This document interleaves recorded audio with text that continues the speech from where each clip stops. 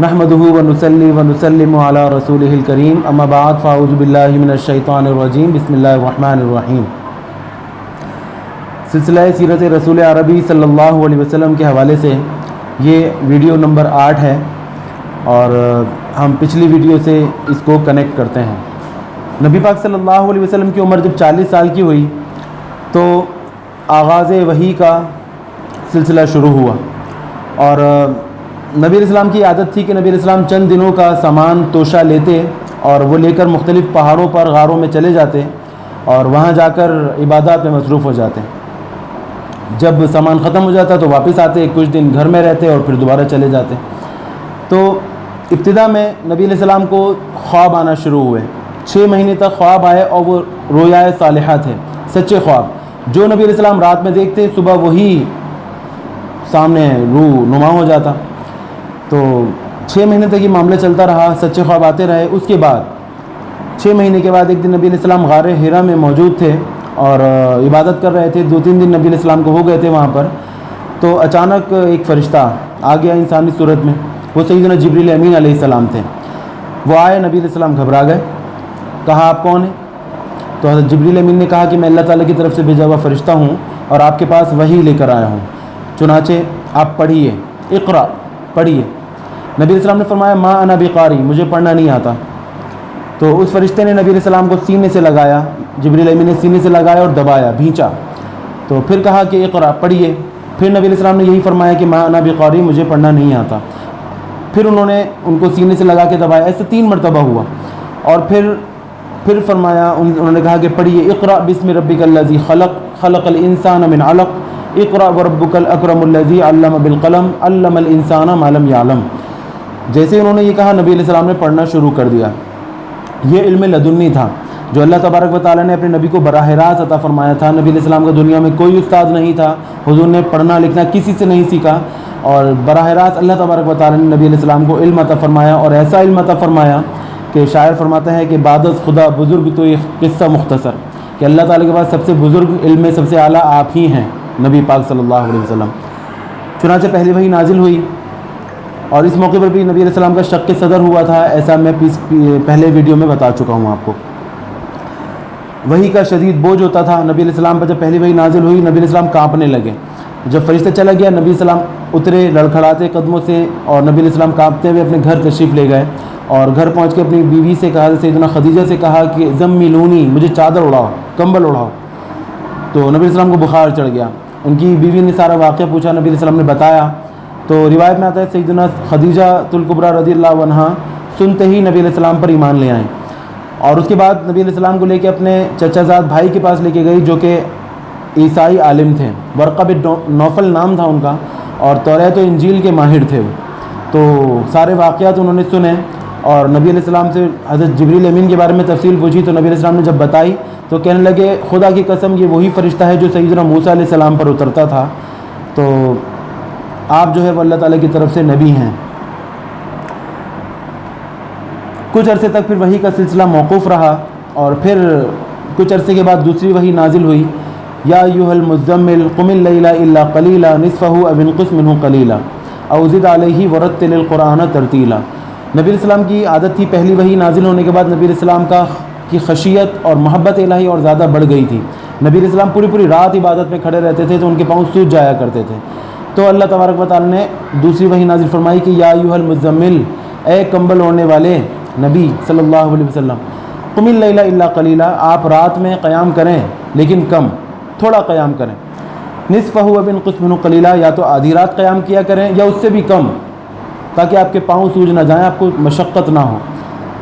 یہ وحی نازل ہوئی۔ اس کے بعد کچھ عرصے تک وحی کا سلسلہ موقوف رہا، وجہ یہ تھی تاکہ نبی علیہ السلام کا شوق اور زیادہ بڑھ جائے۔ پھر 3 سال کے بعد جو ہے وحی نازل ہوئی، سورہ مدثر کی آیتیں، یا ایھا المدثر قم فانذر وربک فکبر وثیابک فطہر والرجز فہجر، کہ اے مدثر صلی اللہ علیہ وسلم، قم فانذر، اب آپ کھڑے ہو جائیے اور لوگوں کو ڈرائیے۔ تو اس آیت کے ذریعے نبی علیہ السلام پر تبلیغ علی الاعلان کرنا لازم ہو گیا تھا۔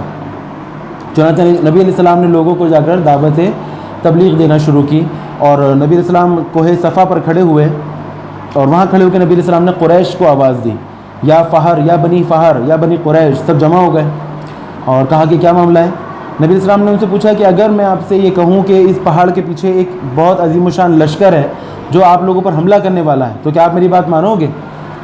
تو ان لوگوں نے کہا ہاں بالکل ہم آپ کی بات مانیں گے، کیونکہ ہم نے آپ کو دیکھا ہے بچپن سے آپ نے آج تک کبھی جو ہے جھوٹ نہیں بولا۔ تو نبی علیہ السلام نے فرمایا اگر ایسی بات ہے تو خبردار ہو جاؤ، اللہ تعالیٰ کے عذاب سے ڈرو، اس کا عذاب آنے والا ہے۔ بت پرستی اور شرک چھوڑ دو، اللہ تعالیٰ وحدہ لا شریک ہے، اس کا کوئی شریک نہیں ہے، اور صرف اسی کی عبادت کرو، یہ بت خدا نہیں ہے۔ تو جب نبی علیہ السلام نے یہ فرمایا تو لوگ جو ہے وہ دشمن ہو گئے اور الٹی سیدھی باتیں کرنے لگے۔ ابو لہب جو ہے وہ نبی علیہ السلام کو جو چچا لگتا تھا رشتے میں، اس نے نبی علیہ السلام کو کہا کہ تم کیسی باتیں کر رہے ہو، تمہارے ہاتھ ٹوٹ جائیں معاذ اللہ۔ تو جب اس نے یہ بولا تو اللہ تعالیٰ نے آیت نازل فرمائی تبت یدا ابی لہب و تب ما اغنی عنہ مالہ وما کسب، کہ ابو لہب کے ہاتھ ٹوٹ جائیں اور وہ تباہ برباد ہو جائے۔ تو نبی علیہ السلام کی شان میں اس نے گستاخی کی تو اللہ تعالیٰ نے اس کے خلاف آیت اور بلکہ صورت نازل فرما دی۔ بہرحال لوگ وہاں سے چلے گئے نبی علیہ السلام کی بات مانے بغیر، لیکن نبی علیہ السلام مایوس نہیں ہوئے اور نبی علیہ السلام نے اپنی تبلیغ کا سلسلہ جاری رکھا۔ چنانچہ مردوں میں سب سے پہلے حضرت سیدنا ابو بکر صدیق رضی اللہ تعالیٰ عنہ جو نبی علیہ السلام کے خاص اور قریبی دوست تھے اور نبی علیہ السلام سے 2 سال اور کچھ مہینے چھوٹے تھے، تو وہ ان پر ایمان لائے۔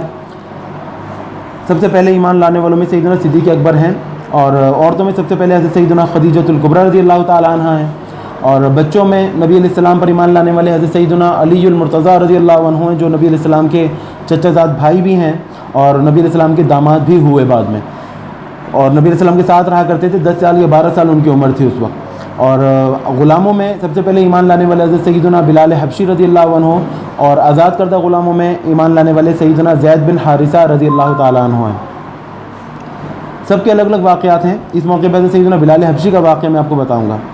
واقعہ ان کا یہ تھا کہ ایک بہت ظالم شخص کے یہ غلام تھے، اور وہ ظالم شخص ان پہ بڑا ظلم کیا کرتا تھا، کیونکہ حبشی تھے، یہ حبشہ کے رہنے والے تھے، سیاہ فام تھے، تو بڑا ظلم ہوتا تھا ان پر۔ ایک دن خود فرماتے ہیں کہ اسلام لانے سے پہلے ایک دن ہوا یہ کہ میرے مالک نے مجھے جو ہے وہ کافی سارے کلو، بہت سارے جو ہے وہ جو مجھے دے دی اور کہا کہ یہ صبح تک مجھے پسے ہوئے چاہیے، چکی پر بیٹھ جاؤ اور ان کو پیسو۔ کہتے ہیں کہ مجھے سخت بخار تھا، جسم جو ہے وہ تھکن سے چور تھا، لیکن مالک کا چونکہ حکم تھا تو مجھے بیٹھنا پڑا رات میں۔ تو مالک کے حکم کی وجہ سے مجھے بیٹھنا پڑا۔ کہہ رہے میں نے پیسنا شروع کی اور میں ساتھ ساتھ روتا جا رہا تھا تھکن اور درد کی وجہ سے۔ اتنے میں نبی علیہ السلام گزرے، تو نبی علیہ السلام نے میرے رونے کی آواز سن لی، اندر جھانکا، تشریف لائے، کہا کہ کیا معاملہ ہے، آپ رو کیوں رہے؟ تو کہتے ہیں کہ میں اس وقت بیزار تھا۔ میں نے کہا آپ کون ہیں، یہاں کیوں آئے آپ؟ تو اگر میں آپ کو بتاؤں تو کہ آپ میری مدد کریں گے؟ تو نبی علیہ السلام نے بجائے کچھ جواب دینے کے اندازہ لگا لیا کہ ان کی طبیعت خراب ہے، نبی علیہ السلام واپسی تشریف لے گئے۔ حضرت بلال کہتے ہیں کہ دل کو ایک تسلی سی ہوئی تھی کہ کوئی آیا ہے پوچھے گا، تو وہ میری چلی گئی۔ میں دوبارہ کام کرنے لگا، دیکھا تھوڑی دیر کے بعد نبی علیہ السلام تشریف لائے، ان کے ہاتھ میں دودھ کا ایک پیالہ تھا اور کچھ دوائی تھی۔ نبی علیہ السلام نے کہا کہ آپ کو بخار لگتا ہے، آپ یہ دوائی کھائیں اور دودھ پئیں اور آرام کریں۔ تو میں نے کہا کہ اگر میں آرام کروں گا تو یہ میرا کام کون کرے گا، مجھے صبح یہ دینا ہے ورنہ میرا مالک مجھے مارے گا۔ نبی علیہ السلام نے فرمایا آپ آرام کریں اور یہ کام میں کرتا ہوں۔ کہتے ہیں انہوں نے مجھے دوائی کھلائی اپنے ہاتھ سے اور دودھ پلایا، چونکہ میں تھکا ہوا تھا، بخار تھا، تو میں دوائی کھاتے ہی سو گیا، اور نبی علیہ السلام بیٹھ کر میری جگہ جو پیسنے لگے۔ صبح سے پہلے نبی علیہ السلام نے وہ سارے جو پیس کے رکھ دیے اور تشریف لے گئے۔ صبح میری آنکھ کھلی تو سارے جو پسے ہوئے تھے، تو میں بڑا خوش ہوا، مالک آیا تو میں نے اس کے حوالے کیا۔ کہ وہ واقعہ تھا نبی علیہ السلام کا، وہ حسن اخلاق تھا جو میرے دل پہ فوراً اثر کر گیا، اور میں نبی علیہ السلام پر جیسے ہی انہوں نے اعلان نبوت کیا، میں فوراً نبی علیہ السلام پر ایمان لے آیا۔ تو یہ نبی علیہ السلام سے عشق تھا حضرت سیدنا بلال حبشی کا، اور ان سے محبت تھی کہ اور وہ بلا وجہ نہیں تھی۔ بہرحال لوگ ایمان لاتے رہے۔ سیدنا عثمان غنی اور عشرہ مبشرہ میں سے 5-6 حضرت سیدنا ابوبکر صدیق رضی اللہ عنہ کی تبلیغ پر فوراً ایمان لے آئے، اور یہ سلسلہ چلتا رہا۔ اپنے قرب جوار کے لوگوں کو یہ لوگ مسلمان کرتے رہے، یہاں تک کہ 4-5 سال گزر گئے۔ نبوت کے 5ویں سال، ساتھ ساتھ کفار کا ظلم بھی چلتا رہا، جہاں مسلمان ان کو ملتے عبادت کرتے ہوئے یا اکیلے نظر آتے تو یہ کافر ان پر ظلم و ستم کرنے سے باز نہ آتے، تانے دینا اور مار پیٹ کرنا تو ان کا شیوا تھا۔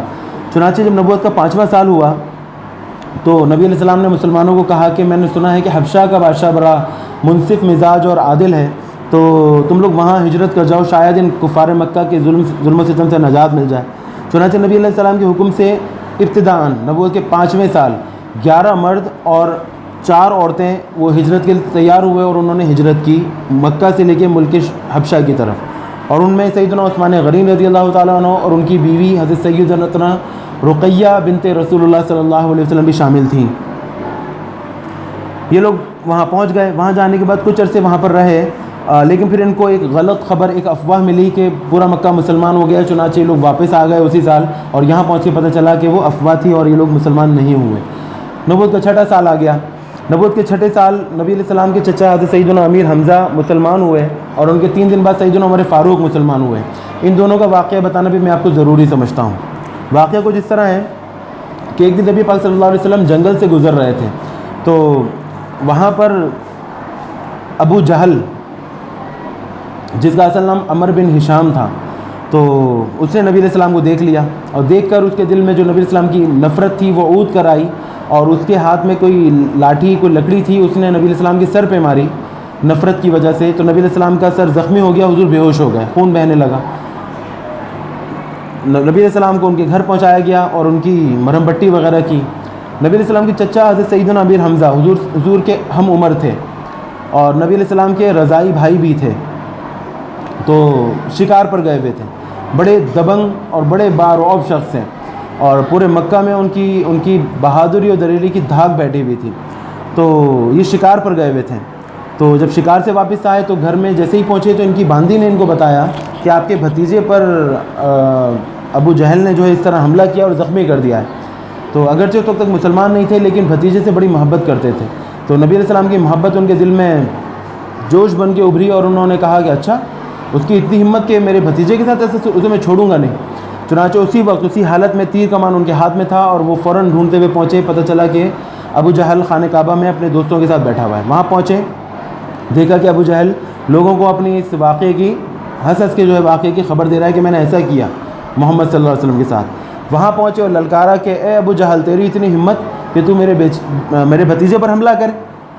قریب پہنچے اور پہنچ کر ایسی زور سے کمان ابو جہل کے سر پہ ماری کہ وہ بے ہوش ہو گیا اور اس کے سر سے خون بہنے لگا۔ لوگ بیٹھے ہوئے تھے لیکن ان کا کچھ بگاڑ نہیں سکتے تھے کیونکہ ڈرتے تھے۔ بہرحال وہاں سے بدلہ لینے کے بعد یہ نبی علیہ السلام کی عیادت کے لیے آئے، اور نبی علیہ السلام کے پاس پہنچے، ان کی عیادت کی اور کہا کہ بھتیجے تم فکر نہیں کرو، میں تمہارا بدلہ لے کر آیا ہوں۔ تمہارے سر پہ جو زخم لگا اس کے بدلے میں ابو جہل کے سر پہ میں اس سے بڑا زخم لگا کے آیا ہوں۔ نبی علیہ السلام نے اس موقع پہ فرمایا کہ اے چچا، اگر آپ مجھ سے اتنی محبت کرتے ہیں اور آپ میرا اتنا مان رکھتے ہیں تو آپ مجھ پر اسلام کیوں نہیں لے آتے؟ آپ جانتے ہیں کہ میں صادق اور امین ہوں، میں نے کبھی جھوٹ نہیں بولا، اور پھر بھی آپ مجھ پر اسلام نہیں لاتے۔ اتنی محبت کرتے ہیں تو آپ مجھ پر اسلام لے آئیے۔ وہ وقت ایسا تھا یا نبی علیہ السلام کے الفاظ میں برکت ایسی تھی کہ ان کے چچا کے دل پہ اثر کر گئی، اور اسی وقت نبی علیہ السلام جو ہے وہ پر ایمان لا کر مسلمان ہو گئے، سیدنا امیر حمزہ۔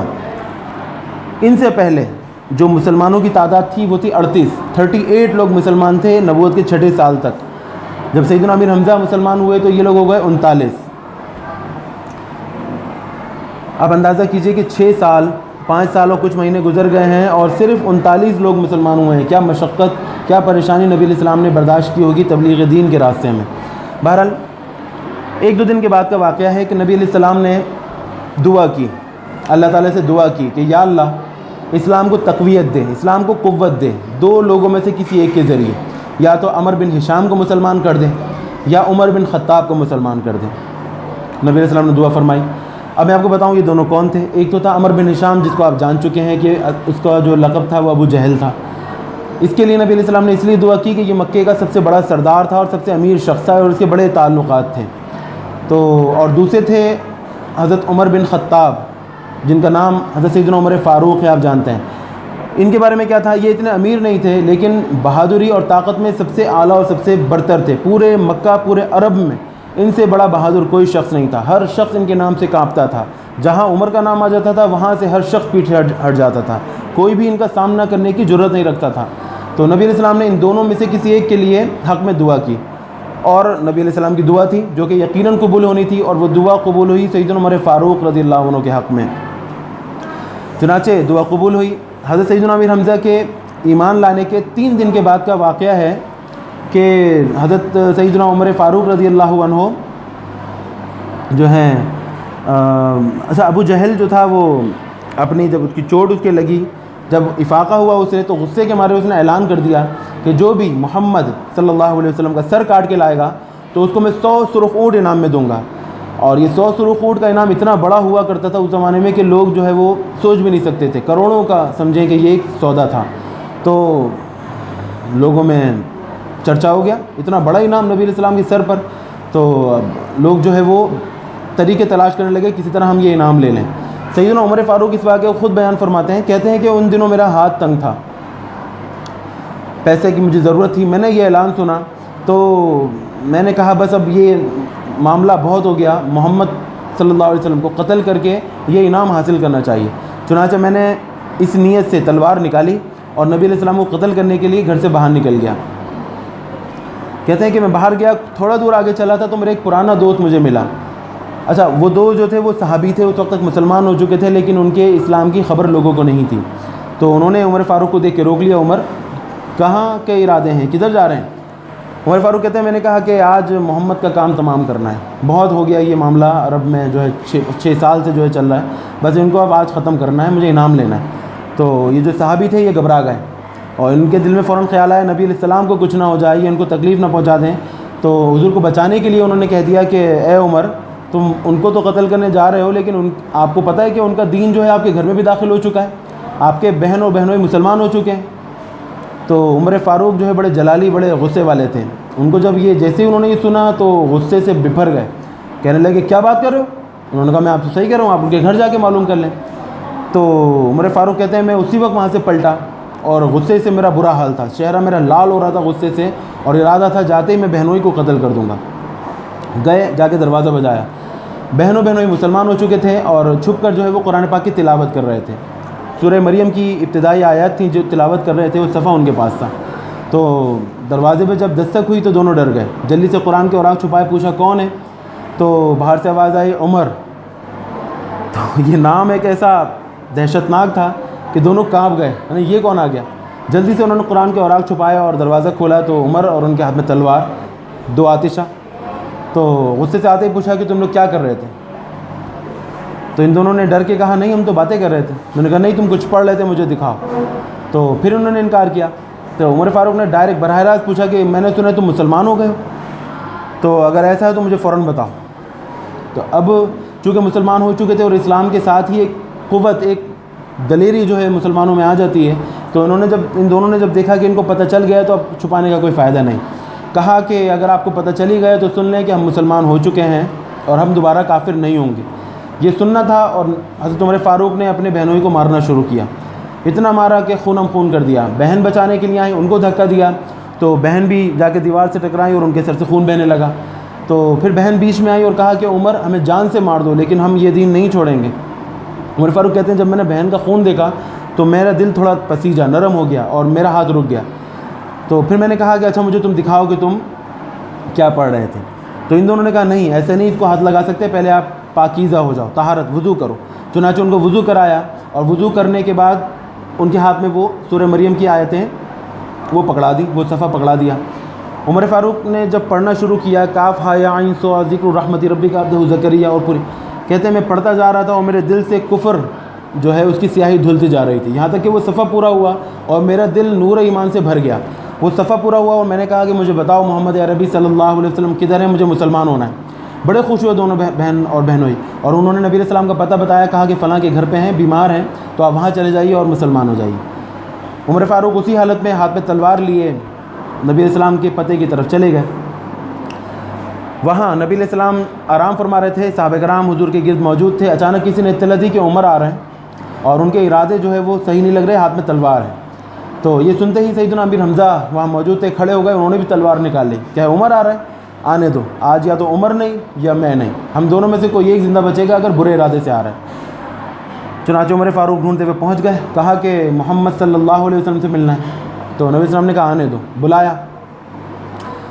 قبل اس کے کہ کچھ کہتے ہیں نبی علیہ السلام نے ان کا دامن پکڑا اور جھٹک کے کہا کہ اے عمر کس ارادے سے آئے ہو؟ تو عمر فاروق نے نبی علیہ السلام کے سامنے سر جھکا کے کہا کہ یا رسول اللہ آپ پر کلمہ پڑھنے کے لیے آیا ہوں۔ یہ سننا تھا کہ جو سارے مسلمان وہاں موجود تھے انہوں نے نعرہ تکبیر بلند کیا، اس تیزی سے اور اس بھری آواز سے کہا کہ پورا مکہ گونج اٹھا۔ پھر نبی علیہ السلام نے ان کو کلمہ پڑھایا اور وہ مسلمان ہوئے، اور اسلام لاتے ہی انہوں نے دیکھا کہ لوگ چھپ کر عبادت کر رہے ہیں، کہا کہ یا رسول اللہ کیا ہم حق پر نہیں ہیں؟ نبی علیہ السلام نے فرمایا بالکل ہم ہی تو حق پر ہیں، باقی سب تو غلط ہیں، ہم حق پر ہیں۔ کہا کہ پھر ہم چھپ کر عبادت کیوں کریں؟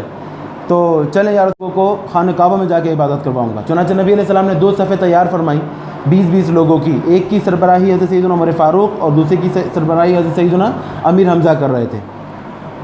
نبی علیہ السلام بیچ میں تھے اور یہ پورا قافلہ چلا، اور لوگ جو تھے راستے میں دیکھتے جا رہے تھے حضرت عمر فاروق نمبر 1 اور دوسرے امیر حمزہ نمبر 2، ان دونوں کو دیکھ کر لوگ راستہ چھوڑ دیتے تھے، یہاں تک کہ یہ پورا قافلہ مکے کی گلیوں سے ہوتا ہوا حرم میں پہنچا، صدر میں پہنچا، اور حرم میں پہنچ کر عمر فاروق نے اعلان کیا۔ اچھا اب حال یہ ہے کہ چاروں طرف لوگ کافر کھڑے ہوئے ہیں اور کسی کی ہمت نہیں تھی کہ وہ قریب آ جائے۔ عمر فاروق نے وہاں پہنچ کے اعلان کیا کہ کفار مکہ کے رہنے والوں تم لوگ گواہ ہو جاؤ کہ میں مسلمان ہو چکا ہوں۔ اگر تم میں سے کسی نے اپنی ماں کا دودھ پیا ہے، اور اگر تم میں سے کوئی چاہتا ہے کہ اس کی بیوی بیوہ ہو جائے، اس کے بچے یتیم ہو جائے، تو وہ آئے مجھ سے مقابلہ کر لے۔ اگر تم میں سے کوئی چاہتا ہے کہ وہ مر جائے تو وہ میرا سامنا کر لے، میں مسلمان ہو چکا ہوں، تم میں سے کسی میں ہمت ہے تو ان مسلمانوں کو تکلیف پہنچا کے دکھائے۔ کوئی آگے نہیں بڑھا، سب دور کھڑے دیکھتے رہے، یہاں تک کہ نبی پاک صلی اللہ علیہ وسلم نے سارے مسلمانوں کی موجودگی میں وہاں پر نماز ادا فرمائی، اور پھر یہ لوگ اپنے اپنے گھروں میں چلے گئے۔ اس موقع پہ نبی علیہ السلام نے حضرت عمر فاروق کو فاروق کا لقب عطا فرمایا کہ یہ فاروق ہیں، فاروق مانے فرق کرنے والا، اسلام اور کفر میں فرق کیا تھا انہوں نے اس دن۔ بہرحال نبوت کے 6 سال یہاں تک کے واقعات ہوئے، اور اس کے بعد جو ہے حبشہ کی طرف ایک دوسرا قافلہ جو ہے وہ ہجرت کر کے گیا، اور 83 مرد اور 18 عورتیں تھیں، تقریباً 101 لوگ تھے جو کہ ہجرت کر کے گئے۔ ان کے پیچھے میں کفار مکہ بھی ایک وفد پہنچا، اور وہاں جا کے حبشہ کے بادشاہ نجاشی سے ان لوگوں نے کہا کہ ہمارا ایک گروہ جو ہے وہ ہجرت کر کے آگے آپ کے پاس، اسے ہمارے حوالے کریں۔ نجاشی نے بلایا مسلمانوں کو، کہا کہ آپ لوگ یہاں پہ کیوں آئیں؟ تو ان کے جو سربراہ تھے حضرت سیدنا جعفر بن ابی طالب تھے، حضرت سیدنا علی رضی اللہ عنہ کے بھائی، تو وہ سربراہ تھے، کھڑے ہوئے اور نجاشی کو ساری واقعات، ساری باتیں بتائیں، کہا کہ ہمارا دین یہ ہے، ہمارے نبی اس طرح کے حکم دیتے ہیں، اور لوگوں کو حکم دیتے ہیں کہ جو ہے نا وہ زنا نہ کرو، چوری نہ کرو، ڈاکے نہ ڈالو، قتل نہ کرو، لوگوں کا حق جو ہے وہ ان کو پہنچاؤ، امانت میں خیانت نہ کرو، سچ بولو، یہ باتوں کا حکم دیتے ہیں، اللہ تعالیٰ ایک ہے اس کی عبادت کرو، تو یہ ہمارے دشمن ہو گئے۔ تو اب نجاشی نے جب یہ باتیں سنی تو کہا کہ یہ تو بالکل صحیح ہے، یہ تو سچا دین ہے، یہی دین حضرت عیسیٰ علیہ السلام کا تھا۔ تو کہا کہ تم مجھے جو ہے وہ اچھا جو دوسرا جو کافروں کا لشکر تھا انہوں نے کہا کہ یہ جو ہے وہ عیسیٰ علیہ السلام کے بارے میں غلط باتیں کرتے ہیں بھرنے کے لیے۔ تو نجاشی نے پھر ان سے پوچھا کہ عیسیٰ علیہ السلام کے بارے میں آپ کا کیا موقف ہے؟ تو ان لوگوں نے حضرت سیدنا جعفر بن ابی طالب نے ان کو سورہ مریم کی وہی آیتیں دی تلاوت کرنے کے لیے، انہوں نے پڑھی، تو ان کی آنکھوں سے آنسو جاری ہو گئے۔ پھر پوچھا کہ عیسیٰ علیہ السلام کے بارے میں کیا آپ کا نظریہ ہے؟ کہا کہ ہمارا نظریہ یہ ہے کہ سیدنا عیسیٰ علیہ السلام اللہ تعالیٰ کے نبی ہیں، اللہ تعالیٰ کے بندے ہیں، اللہ تعالیٰ کے کلمہ ہیں اور اللہ تعالیٰ کی روح ہیں۔ تو جب نجاشی نے یہ سنا، زمین سے ایک تنکا اٹھایا اور کہا کہ خدا کی قسم عیسیٰ علیہ السلام کا مرتبہ اس تنکے سے زیادہ نہیں ہے جو انہوں نے بیان کیا، بالکل صحیح کہہ رہے ہیں۔ کہا کہ تم واپس چلے جاؤ، میں ان لوگوں کو ہرگز تمہارے حوالے نہیں کروں گا، اور اس سفارت کو، اس کافروں کے قاصدوں کو واپس جو ہے وہ دوڑا دیا۔ 690 میں یہاں تک واقعات ہوئے۔ انشاءاللہ اس کے بعد کے واقعات اگلی ویڈیو میں بیان کریں گے۔ دعا میں یاد رکھیے گا اور ہمارے اسکول کے چینل کو ضرور سبسکرائب کیجیے گا۔ والسلام علیکم ورحمۃ اللہ وبرکاتہ۔